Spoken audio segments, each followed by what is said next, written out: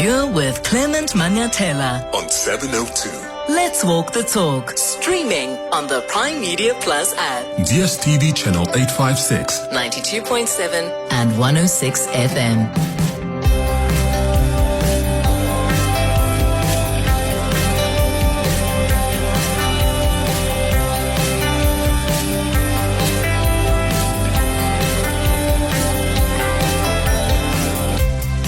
7 minutes after 9 o'clock. Dumelang, welcome to the Wednesday edition of the Clement Manyathela Show. It's great to have you with us here on 702. I trust you are well this morning. So let's kick off the 702 open line, shall we? The big developing story we're tracking this morning is around the war in the Middle East. We talk about this a lot because this war is quite a defining moment in geopolitics. It's defining for the world. It's defining for the people of Iran. But it also affects you in various ways, including your pockets. So it matters much. So we woke up this morning to a huge sense of relief because a ceasefire has been agreed between the US and Iran. It's been agreed between the US and Iran. Remember, President Trump warned that a whole civilization was going to die last night. He threatened to annihilate Iran. But thanks to the intervention of Pakistan, which is trying to broker peace between the two countries, and hopefully that works because the entire Gulf region is on pins and needles. So hours away from President Trump committing a war crime, a ceasefire was agreed to. And this ceasefire means that the attacks will stop for about 2 weeks. The Strait of Hormuz will be opened for 2 weeks. Iran says a safe passage through that strait will be possible via coordination with Iran's armed forces and with due consideration of technical limitations, which is a great short-term relief for the global market. So the two parties are now expected to meet on Friday. In fact, world leaders have been responding, welcoming this ceasefire. Here's what Pope Leo said just the other day.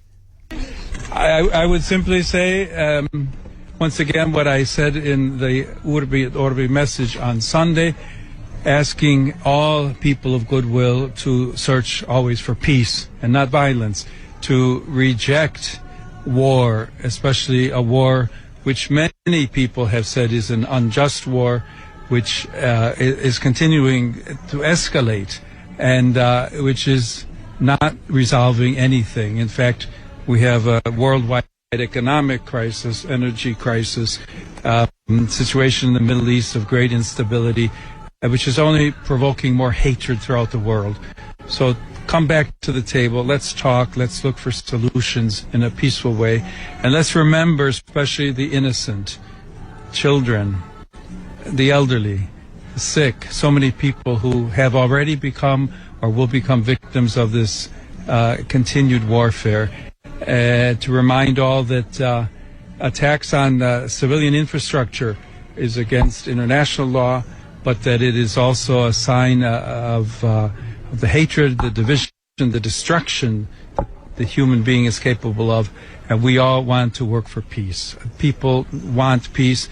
I would invite the citizens of all the countries involved to contact the authorities, political leaders, congressmen, to ask them, tell them to work for peace and to reject war always. Thank you very much.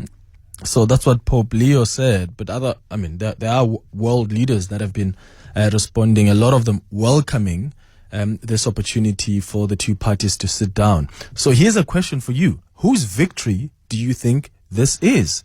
Because both America and Iran are claiming victory. America will tell you that Iran caved. Iran will say to you, America blinked. But what do you think? Give me a call on 011-883-0702. You can send your WhatsApps on 072-702-1702. Here's what I think, and let me know if you agree or disagree. I think this is a victory for Iran. Do you know how many deadlines President Trump set against Iran? About 5 or so. And he didn't follow through on them. In fact, he kept moving them. Is that a sign of a man in control? The way he's been posting on social media, clearly frustrated, using profanity, mocking the religion of the Iranians. All of that are not a sign of a man who has strategy. So I think the US was outmaneuvered here strategically. They didn't have the foresight of Iran weaponizing victory. Or weaponizing the Strait of Hormuz is what I mean to say. And I think this is a strategic victory for Iran. And here's why I think so. And I'm interested in your thoughts. The strategic goals of this war from the US side. Let's take a few steps back. What were the goals of this war? They have shifted from Iran may attack us. We don't want them to have a nuclear weapon, to open the Strait of Hormuz. So if Iran opens the Strait of Hormuz but keeps its nuclear enrichment program, is America now going to be okay with that? Because that's no longer a demand. Have you noticed that? It's all about opening the Strait of Hormuz now. That's what the noise is about. Iran has always been clear about its goals in this war. Remember, I said to you on the first week of the war, when we spoke on the open line, I said, I think Iran's strategy seems to be to internationalize the war, to increase the collective price of the conflict so that this becomes sort of a war against the entire global economy. And I think the idea was to have as many countries as possible affected so that they can put pressure on the US to end the war, which is why you saw them targeting other Gulf countries, disrupting travel, affecting energy infrastructure, etc. And then, of course, the world's most critical oil shipping route being effectively closed. It's so funny because this is like a 33-kilometer or so area, but it holds enough power to shake the entire world. And the entire world has been shaking because it handles a quarter of the world's seaborne oil trade, about a fifth of the world's supply of LNG, the liquefied natural gas. So this war has effectively paralyzed it. Almost no ships have been entering or exiting the Strait of Hormuz, which means higher oil prices, gas prices, which will then only push up inflation. And America itself, by the way, is not shielded from the impact, even though it doesn't heavily rely on the Strait of Hormuz for energy security. But because of how oil is priced, they are affected. It's a global pricing system. So Iran has managed to put pressure on the US through the Strait of Hormuz. And I really think that's it for me. This war has handed a weapon to Iran that is far usable than a nuclear weapon. And that's the Strait of Hormuz. That's choking up global oil supply and disrupting the global economy. It's a choke point. And for 47 years, if you look at the relationship between Iran and America, for 47 years of these tensions, Iran has never closed the Strait of Hormuz or used it as leverage. But now it has, and the US wants it open. So President Donald Trump put himself in a corner here. And I really think we need to also have a conversation about the demands of the US and Iran, because I honestly think they are not practical at all. They are unrealistic. Reports in America indicate that Trump's 15-point plan includes dismantling key Iranian nuclear facilities. That plan by Trump includes a permanent ban on nuclear development, the opening of the Strait of Hormuz, limitations on ballistic missiles. Iran, when they looked at this plan, initially they said this is unreasonable. Look at what Iran is demanding in return. Their 10-point plan, Iran's 10-point plan, includes the withdrawal of the US forces from the Gulf region. Are you kidding me? America is never going to allow that. Their plan includes continued control of the Strait of Hormuz, cessation of war on all fronts, including Lebanon. You think Israel would be okay with that? Acceptance of Iran's uranium enrichment program. Lifting of all sanctions against Iran. That's what Iranians are demanding. And I just think both these are not realistic at all. But I guess it's part of negotiations. What do you think? Let's talk. 011-883-0702. WhatsApp's on 072-702-1702. At 10 o'clock, we're going to take you live to America for the latest. We're going to take you live to, hopefully, to Iran as well to get reaction and analysis on this big developing story. And then at 11 o'clock, we're going to do our Listener's Choice feature. Today, we're discussing tenants' rights and responsibilities in South Africa. And then we wrap up the show at 11:30 with the sharing space. What do you do when you simply don't have capacity to support a friend who's going through the most, because you're also going through the most, but they're demanding so much of you? Well, there's a story we've received that speaks to this very conundrum. I'm going to read you that email at 11:30 and get your thoughts on our sharing space feature. That's the show coming up over the next 3 hours. Clement Manyathela, streaming on the Prime Media Plus app. DSTV channel 856 92.7 and 106 FM. Clement, is this ceasefire between Iran and United States and Israel, or just Iran and United States? I think history shows how Israel treats ceasefires, and I'm just wondering if Israel will adhere to the ceasefire and not fire or not attack Iran as well. I'm wondering how that's going to play out in this conflict as well, just based on history and what history has proven to us. Good morning, Clement. Patty as Bayview. This is a win-win situation because, including us, the ordinary people in the street and the world, because already we were feeling the pinch. So it's great. Let's see what happens in the next 2 weeks. Good morning, Clement, and all the 702 lenders. This is Emma from Pretoria.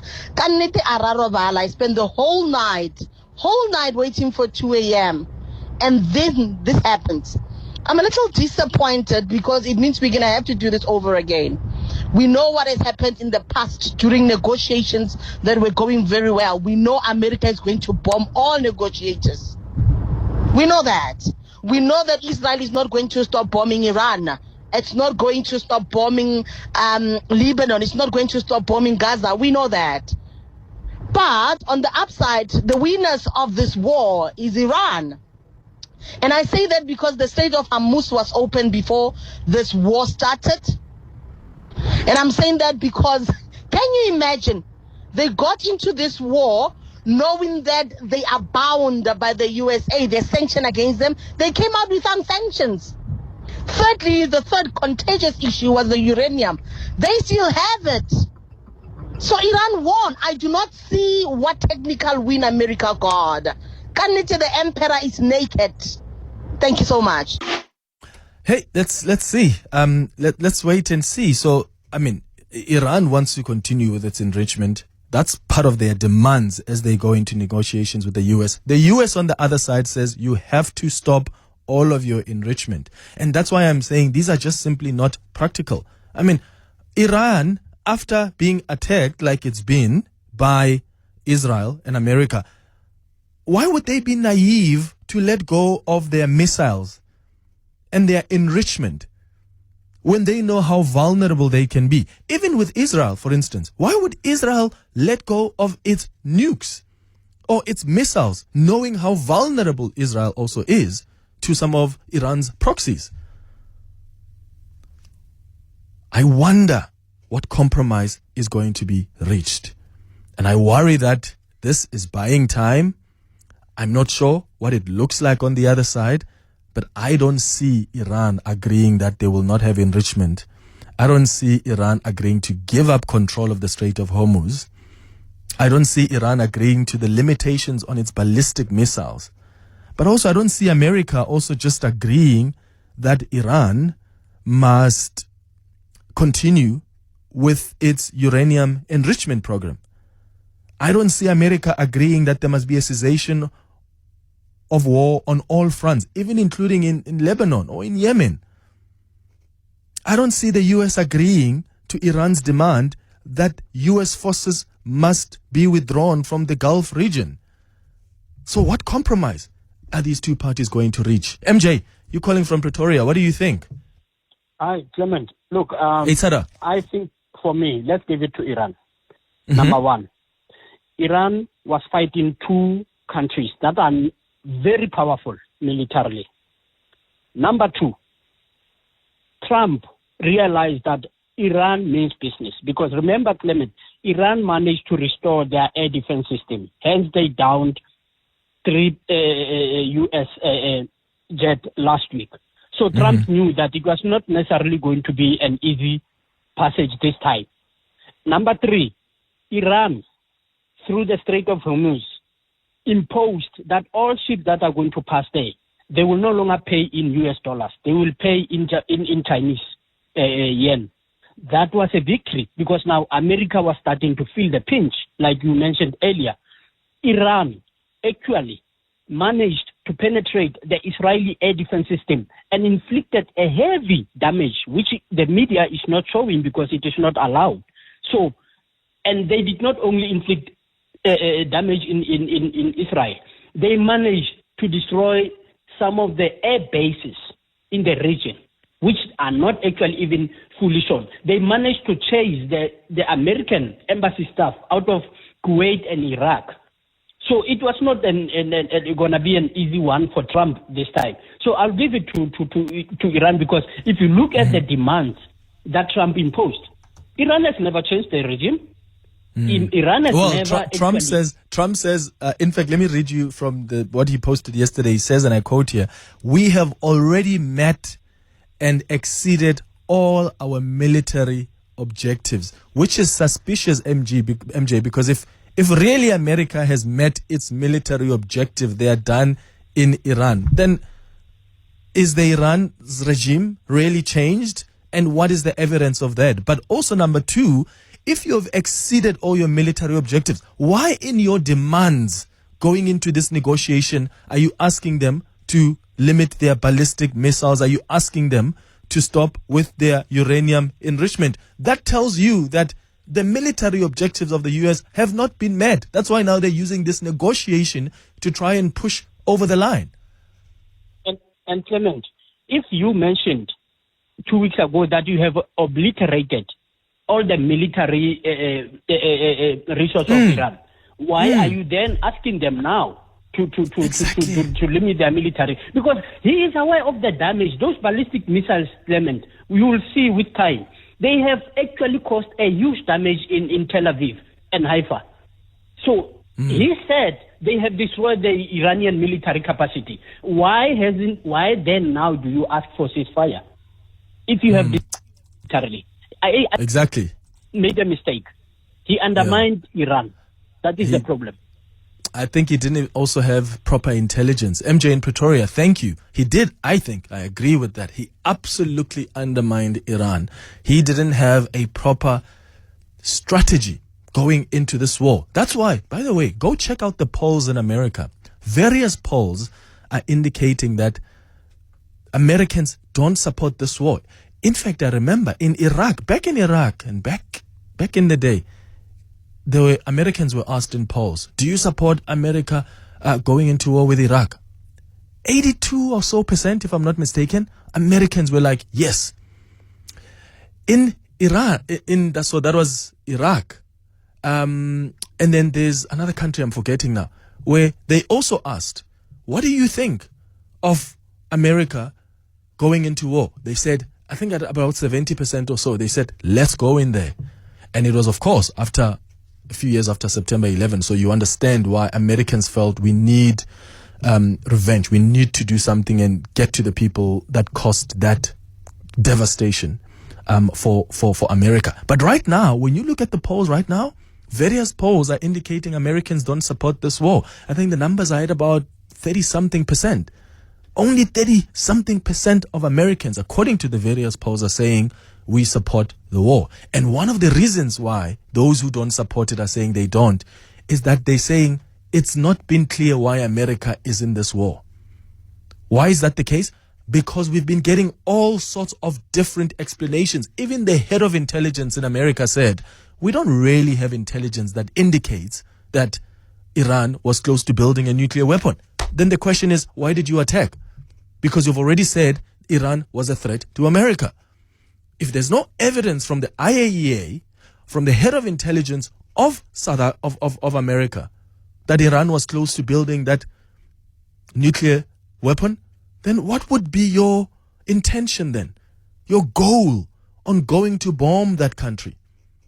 Thompson, you are in Midrand. Hi. Clement, morning. How are you? Sharp, man. Go ahead. All right, man. Clement, here's my take on this war. At the end of the day, there is no winner. In conflict, you're going to have people who are going to support the other side, and you're going to have other people supporting the other side. It really doesn't matter. The victor here is peace. Because at the end of the day, we just want to be in a world that is peaceful. There's a lot of dynamics that are happening that led into this war, and we know this. I mean, for years, this was a long coming war between Iran, Israel, and America. It's not something that started with Donald Trump. I don't know, when people say this is a Trump war, where have they been? Because this has been going on for years. Iran has always been threatening to obliterate Israel out of the map. Israel has been threatening to take on Iran out of the map. The Americans have always threatened that they will protect Israel at all costs. This has been happening for years, Clement. So I don't know why people... I think there's this type of fixation on Trump, and people forget the bigger picture. There's always a bigger picture in all these things. This Middle East dynamics, and depending on how you understand them, as I'm saying, that you'll find people supporting Iran, you'll find other people supporting Israel and America. But the bottom line is, we do not need a war in this world. But it was a long time coming.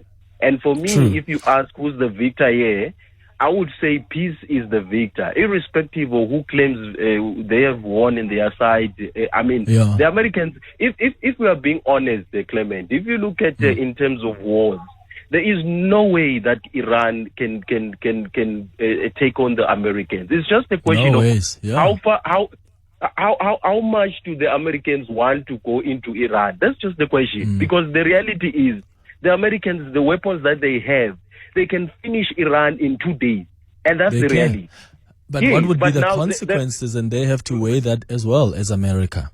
So it's not really a question of, can we defeat them or not? Of course they can. But what would be the consequences of that? Exactly. Which is why even them, when they go into those wars, they have to consider a whole lot of things. It's like these negotiations right now. Obviously, at some point, the Americans will also have to back off, because they're avoiding serious consequences. Do you understand what I'm saying? Yeah.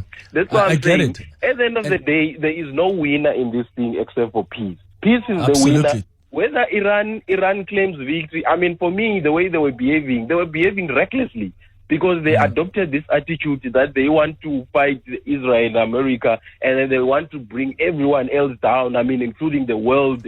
It was ridiculous the way Iran was going on, for me, because that was their leverage, Thompson. When you don't have the weapons that can match up America's weapons, you have to think strategically about how else you're going to put pressure.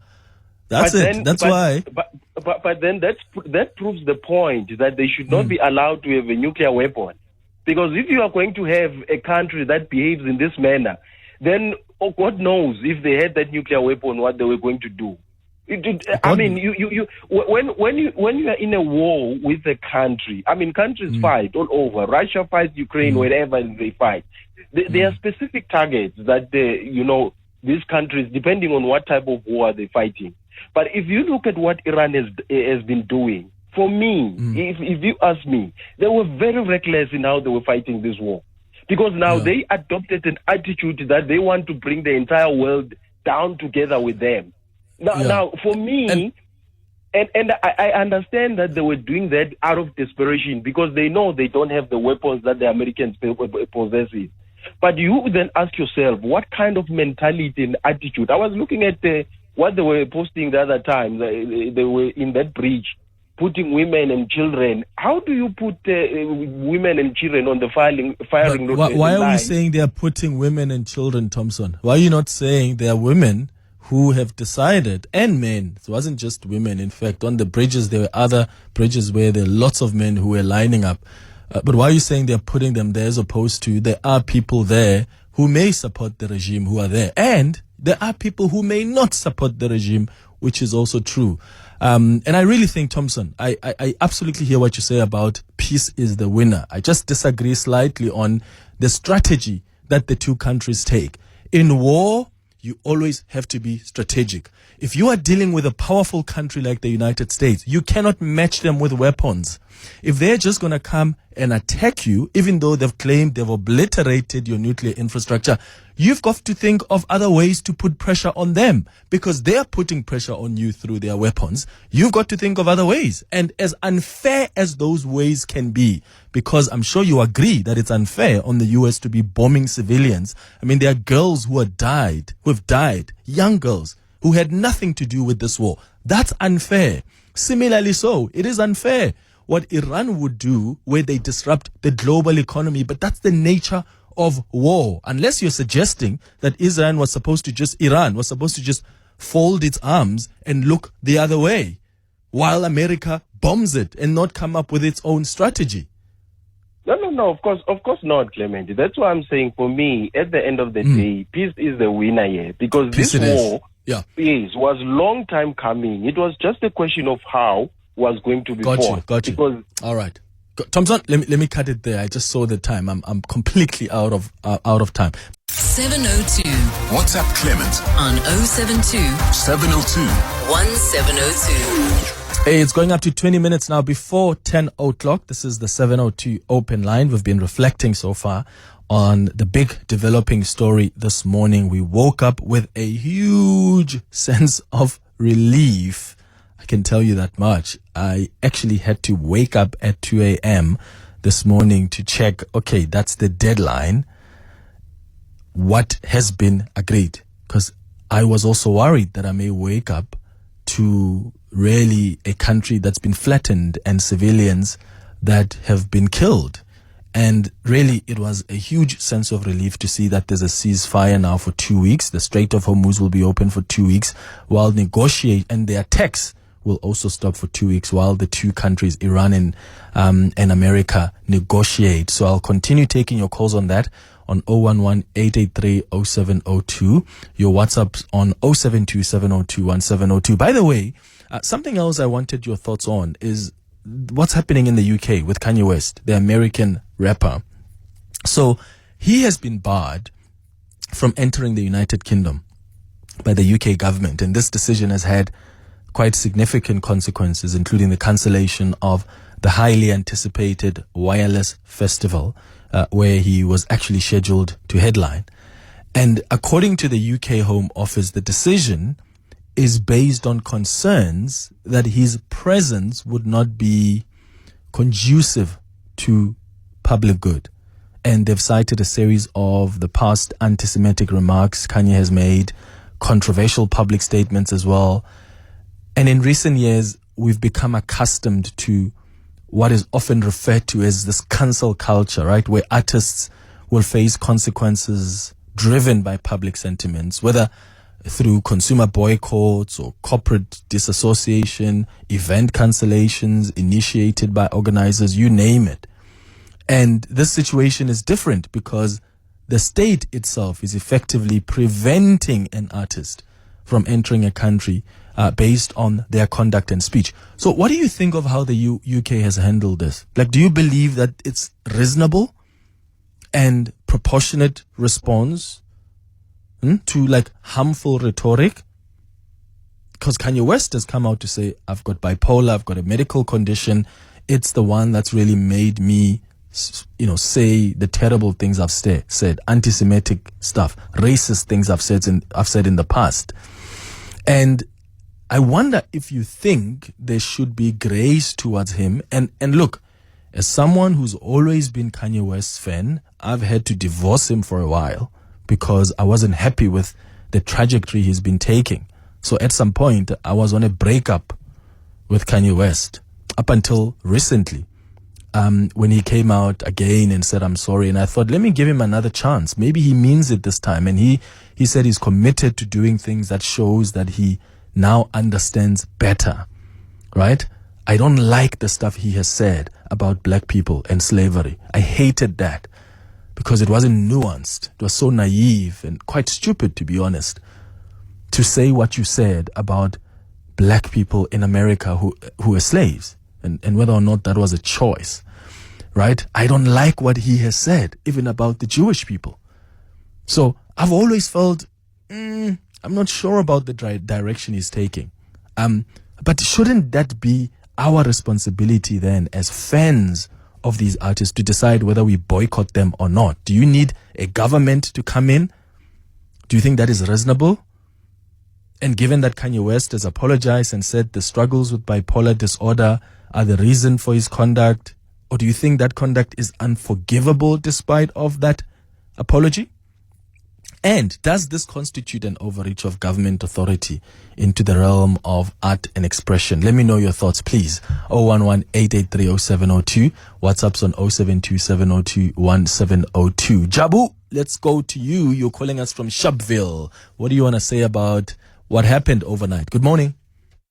Yes, Clement, a very big sigh of relief and a victory not only for Iran, but for the entire global population that is for peace, And Iran actually stood against the tyranny of the Americans that we have been experiencing against many people. We also in South Africa have experienced that.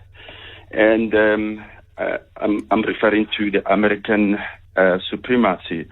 And also looking at what Israel has been doing, against all its neighbors.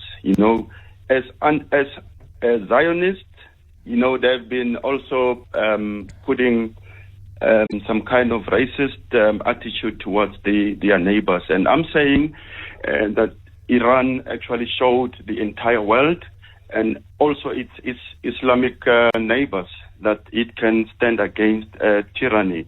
And I also want to thank, in hindsight, the force behind all this victory that Iran has achieved, and that comes in the form of two countries that has been supplying Iran with intelligence, with regard to its defense against the tyranny of Israel, and that has been coming through the Caspian Sea, with them supplying equipment, machinery, and weaponry that actually allowed Iran to stand against this tyranny. All right, Jabu in Sharpeville, thank you for your thoughts. Semi, you're calling us from Centurion. What do you want to say about the UK government and its decision on Kanye West? Yeah, government, I just find it crazy because this is the very same UK government. They allow gangster rappers to come into their country and perform. We know what gangster rap is all about. You are a rap fan, I don't have to tell it to you. And we know what gangster rap is. We've seen teenagers having committed crime, and it's been proven that they've been motivated by gangster rap. It's been proven. There's countless research, right? And then another thing, Clement, is this. It's interesting that you can make all sorts of things. You can say everything about women, men, Muslims, Christians and stuff. Say all sorts of derogatory things about that. The UK government has never done anything about anything, anybody who's ever said this. But then suddenly there's this specific category of people all over the world, and it's not only the UK. When you touch the Jews, then suddenly there's an uproar. And people have seen a whole lot of podcasts, people that are influential. People are getting tired of these things that I can say something about women, I can make jokes about women, or say something about them. Women are being oppressed for hundreds of years, more than the Jews have. And then you can get cancelled, but it doesn't come to this extent. You can say something about black people who suffered colonialism, even Asians and stuff. But then suddenly when it comes to Jews, then suddenly, there's an outrage. This is crazy. Then suddenly the concert has been cancelled. A whole lot of people have suffered. It's not only Kanye West who's going to suffer. I mean, this is crazy. It's like bombing an aeroplane because you want to kill one person. Yeah. Look, Sammy, I mean, I really find that at least the responsibility must fall on us.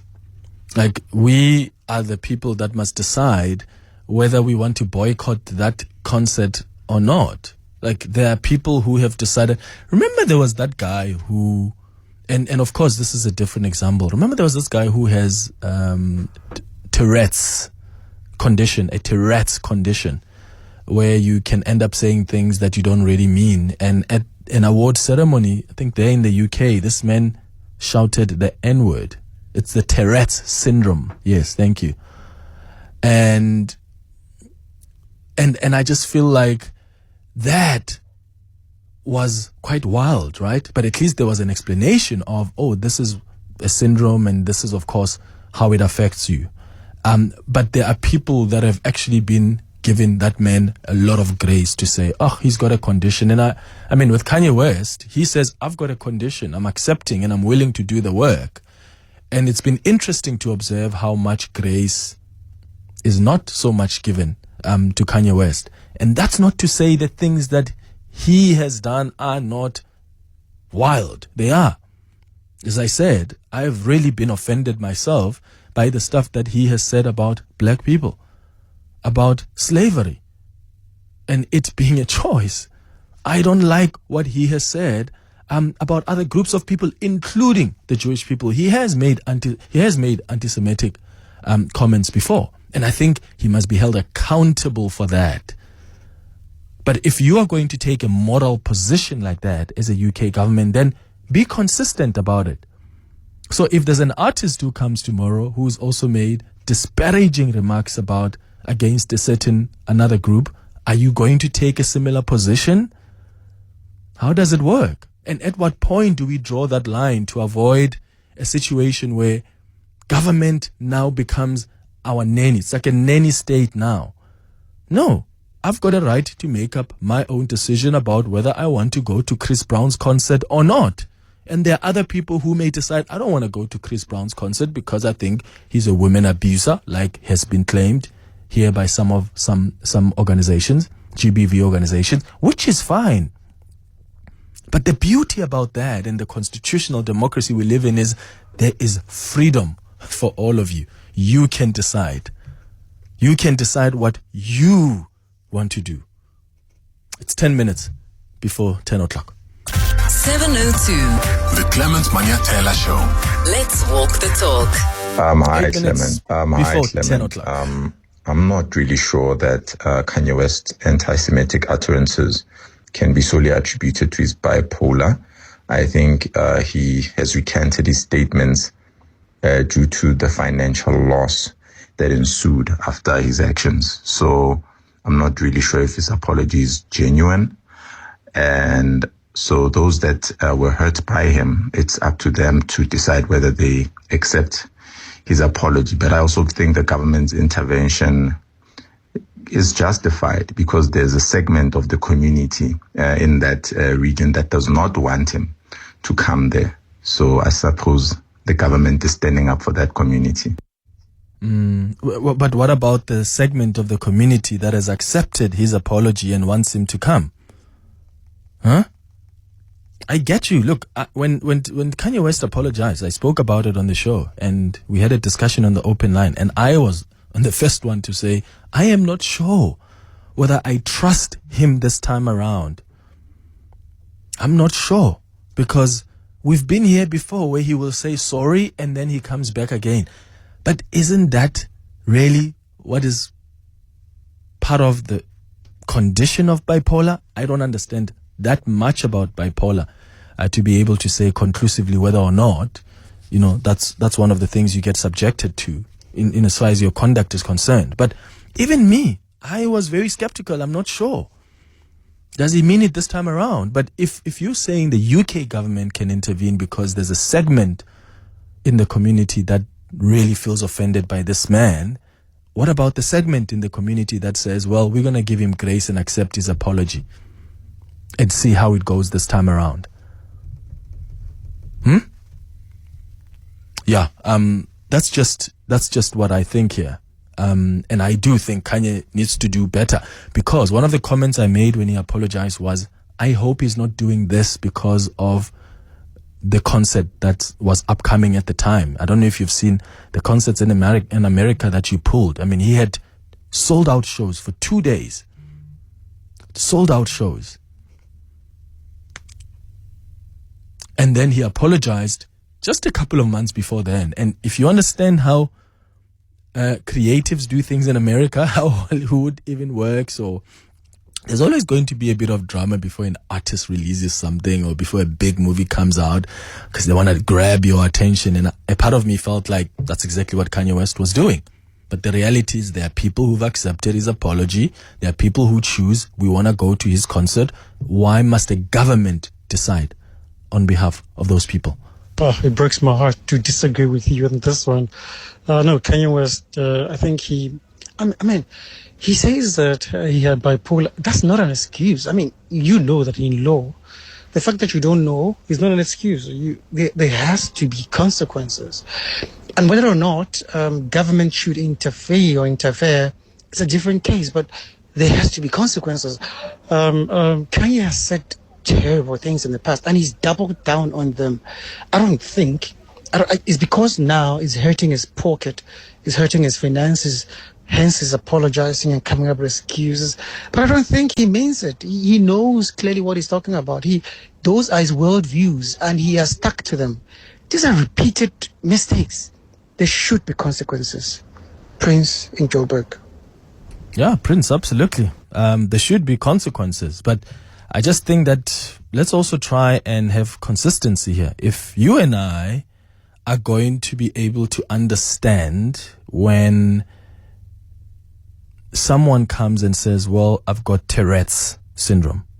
Remember at the BAFTAs, there's someone who shouted the N-word, a white man who shouted the N-word. John Davidson, I think was his name. He's a Scottish activist with severe Tourette's syndrome. And he was there to support, I think it was a film that was made about his life. And part of the syndrome is that you experience involuntary vocal tics, like including even the N-word. And I'm saying there are certain people who are very quick to say to this man, we get it. He's not racist. It's just a condition. And you've got other people, whether they're fans or not of Kanye, who are not affording him a similar grace. And these are, of course, completely two different people. Kanye West has a bigger responsibility. He's an artist. And Kanye West has said this, apologized, said this again. But he's saying to you, I've got severe bipolar. So when do we decide we are giving you grace, and when do we decide you don't deserve grace? And when do we decide as a government we're going to intervene here? And when do we decide as government we're going to allow our people that we represent to be the ones that decide whether they want to go to the concert or not? I just think it's a thin line, and it needs to really be clarified. Imagine if our government said, Chris Brown, we don't want you here. We're not allowing you in here because you have had incidences of beating up women. So we're listening to these organizations on the ground that are saying that about you. I just think there's a thin line there. Like, at what point is it government overreach? And at what point should they allow you as an individual with freedoms of association to make your own choice?